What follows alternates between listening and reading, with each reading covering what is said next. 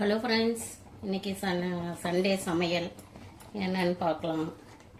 எங்கள் வீட்டில் சாதம் வச்சுருக்கேன், சங்கரா மீன் குழம்பு வச்சுருக்கேன், தள்ளெல்லாம் போட்டு மீன் குழம்பு வச்சுருக்கேன். இங்கே தவாவில் கடல மாவு தோசை ஊற்ற போகிறேன், வெஜ் ஆம்லேட் ஊற்ற போகிறேன்.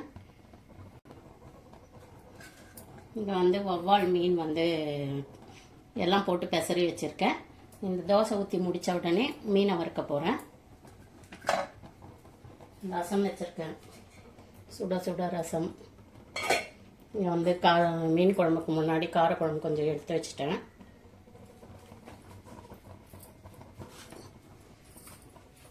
கொஞ்சம் கொத்தமல்லி போட்டுக்கலாம் மீன் குழம்புக்கு.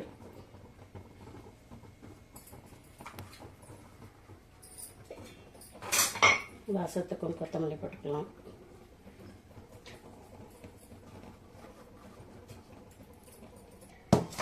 சாதம் வடிச்சிடலாம்.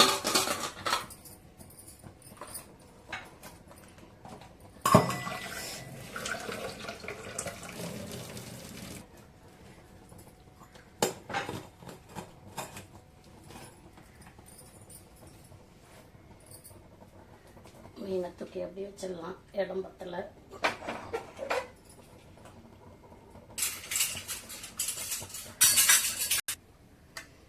தோசை ஊற்ற போகிறேன். தவா சூடாகிட்டோம். மீனை பொரிச்சிட்டு அப்புறம் ஊற்ற முடியாது, அதனால் ஃபஸ்ட்டு இதை முடிச்சுட்டு, இதில் ஒன்றும் இல்லைங்க, வெறும் கடல மாவு, மஞ்சத்தூள், உப்பு, மிளகாய்த்தூள், கரம் மசாலா, பச்சை மிளகாய், வெங்காயம், கறிவேப்பிலை, கொத்தமல்லி எல்லாமே போட்டிருக்கேன். எக் ஆம்லேட் எப்படி செய்கிறோமோ அதே மாதிரி தான். கொஞ்சம் மிளகுத்தூளும் சேர்த்துக்கலாம். கடல மாவு இல்லைங்களா, அது கொஞ்சம் காரம் ஒரு மாதிரி இருக்கும், அதனால் மிளகுத்தூளும் கொஞ்சம் ஆட் பண்ணியிருக்கேன்.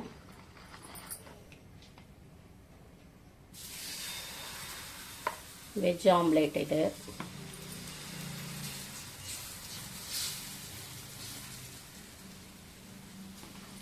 எங்கள் ஊரில் மீன்லாம் வவ்வால் கிலோ எவ்வளோங்க? கிலோ 150 ரூபா. கிலோ 150 ரூபாய். இங்கெல்லாம் கிலோ கணக்கு கிடையாது, மீன் தான் இல்லைங்களா. ஒரு மீனை அப்படியே கட் பண்ணி எடுப்பாங்க.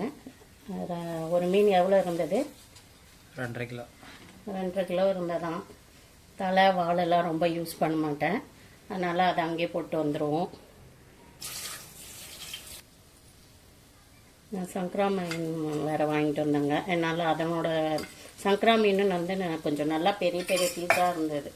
ஒரு கிலோவுக்கு 4 மீன் தான் இருந்தது. அதை 2ஆக கட் பண்ணி அப்படியே தலை மட்டும் எடுத்து குழம்பு வச்சிட்டேன். அப்புறம் இன்னொரு நாள் சாப்பிட்டுக்கலாம் அப்படின்னு சொல்லிட்டேன்னு. வவ்வால் 250 ரூபான்னு வாங்கிட்டு வந்தாங்க, 2.5 கிலோ இருந்தது. இப்போ இதை முடித்த உடனே மீனை பொரிச்சிக்கலாம்.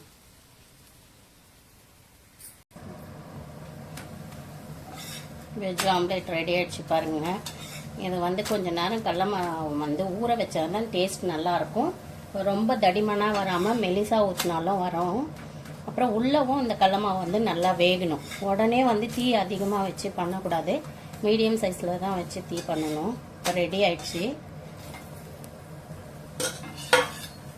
எடுத்துக்கிறேன்.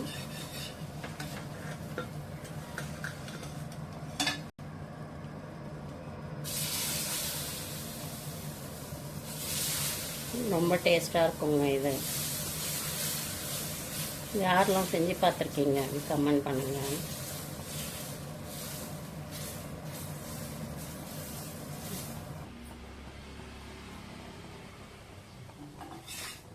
தோசை கடல மாவு தோசை ரெடி ஆகிடுச்சு. இப்போ மீன் வறுக்க போகிறேன்.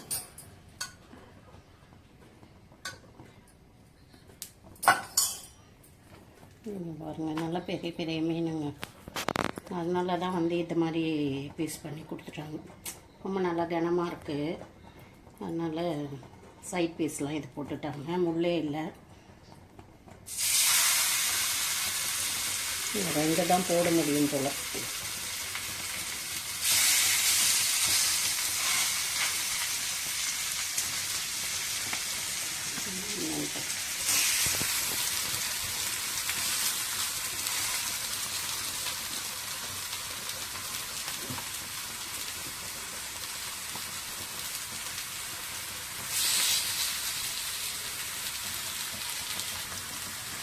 இது எல்லா மீனும் பொரிச்சு எடுத்துட்டு பார்க்கலாங்க. மீன்லாம் வறுத்தாச்சுங்க. லாஸ்ட் இது கொஞ்சம் எங்கள் பாப்பா முதல்ல கேஸ் வேறு பண்ணிடுச்சு. பொறுக்க முடியலம்மா, வறுக்கிறதுக்குள்ளே லேட் ஆகிடும், எனக்கு சுட சுட வேணும் அப்படின்னு சாப்பிட்டா. வந்து சமையல் எங்கள் வீட்டில் இது தான். மீன் குழம்பு, ரசம், ஒயிட் ரைஸு, வெஜ் ஆம்லேட்டு, மீன் ஃப்ரை நாங்கள் வந்து சாப்பிட போகிறோம். எங்கள் வீட்டில் என்ன சமையல் முடிஞ்சால் கமெண்ட் பண்ணுங்க. நாங்கள் சாப்பிட்டு ரெஸ்ட் எடுக்க போகிறோம். நீங்களும் இந்த வீடியோவை பார்த்துட்டு இதில் வந்து முறுக்கு வத்தல் எப்படி போடுறதுன்னு கொஞ்சம் வீடியோ இணைச்சிருக்கேன், அதையும் பார்த்துட்டு கமெண்ட் பண்ணுங்கள். ஃப்ரெண்ட்ஸ், இன்றைக்கி வந்து நம்ம முறுக்கு வத்தல் போட போகிறோம். கரெக்டாக இந்த டபராவில் தான் வச்சேன். அப்படி கரெக்டாக சரியாக போச்சு. அதிகமாகிடுமோன்னு நினச்சேன். சும்மா மேலே இருக்கிற ஏடு மட்டும் எடுத்து வச்சுட்டு இப்போ நல்லா மிக்ஸ் பண்ணிவிட்டு இதில் கொஞ்சம் சீரகம் போட்டு மிக்ஸ் பண்ணிவிட்டு வத்தல் ஊற்ற போகிறோம். முறுக்கு வத்தல் வீடியோ வந்து ஏற்கனவே போட்டிருக்கேன், வேணுன்றவங்க அதை செக் பண்ணி பாருங்கள். இப்போ நம்ம மிக்ஸ் பண்ணிக்கலாம். அணுகத்தில் கொஞ்சம் கஷ்டமாக இருக்கும், அதனால் கட்டையிலேயே மிக்ஸ் பண்ணிக்கிறேன்.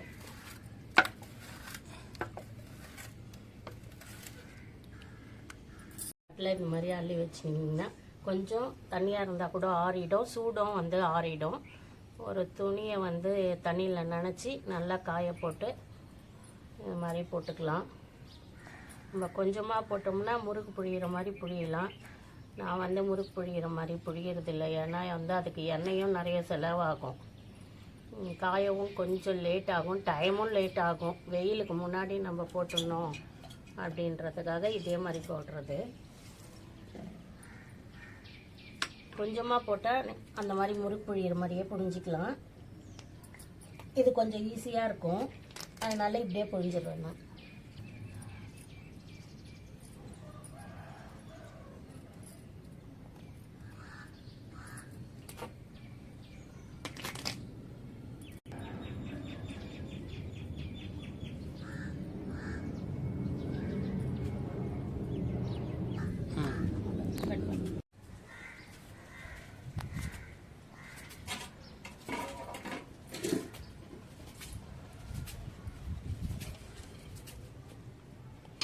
பாருங்கள், எல்லாம் ஊற்றி முடித்தாச்சு. இவ்வளோதான், அடியே பிடிக்கல பாருங்கள். நம்ம கைவிடாமல் கலரணும்னா கஞ்சி வத்தல், குழு வத்தல், முறுக்கு வத்தல், எந்த வத்தலும் கைவிடாமல் தீயை வந்து கரெக்டாக வச்சு கொண்டு வந்தோம்னா அடி பிடிக்காது. முடிச்சிட்டேன், முறுக்கு வத்தல் முடிஞ்சாச்சு. இது வந்து சாயந்தரம் வந்து காஞ்ச உடனே எப்படி இருக்குது, வெயில் எந்த அளவு வரும்னு தெரியல. டைம் என்னங்க 8 ஆகுதா? 8:30. வெயில் இந்த அளவு தான் வருது. வெயில் இந்த அளவு தான் வருது. எந்த அளவு காயுதுன்றதை சாயந்தரம் பார்த்துட்டு ஒரு 2 நாள் காய வச்சு எடுத்தோன்னா இந்த வத்தல் ஓகேவாயிடும்.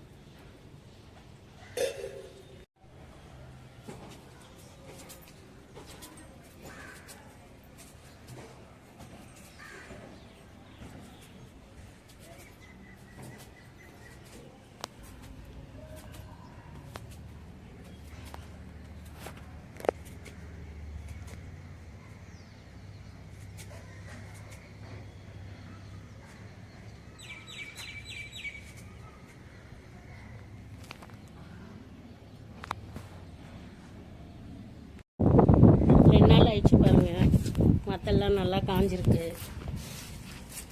அடிக்கிற வெயிலில் காஞ்சிடுச்சு. இந்த வத்தலை பொரிச்சு பார்க்கலாம். நல்லா ஒரே நல்ல வெயிலுக்கு நல்லா காஞ்சிடுங்க. இந்த பக்கம் முறுக்கு வத்தல்,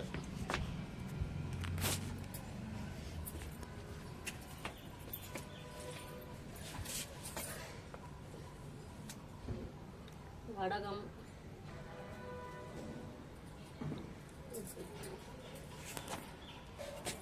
எல்லாம் ரெடி ஆச்சு. பேக் பண்ணி ஸ்டோர் பண்ணி வச்சுக்க வேண்டியது தான் ஒரு வருஷத்துக்கு. அதை டஸ்ட் படாமல் இருக்கணுன்றதுக்காக அந்த டவலை பொத்தி பொத்தி வைக்கிறேன். அப்புறமா வத்தலை வறுத்து டேஸ்ட் எப்படி இருக்குன்னு பார்க்கலாம்.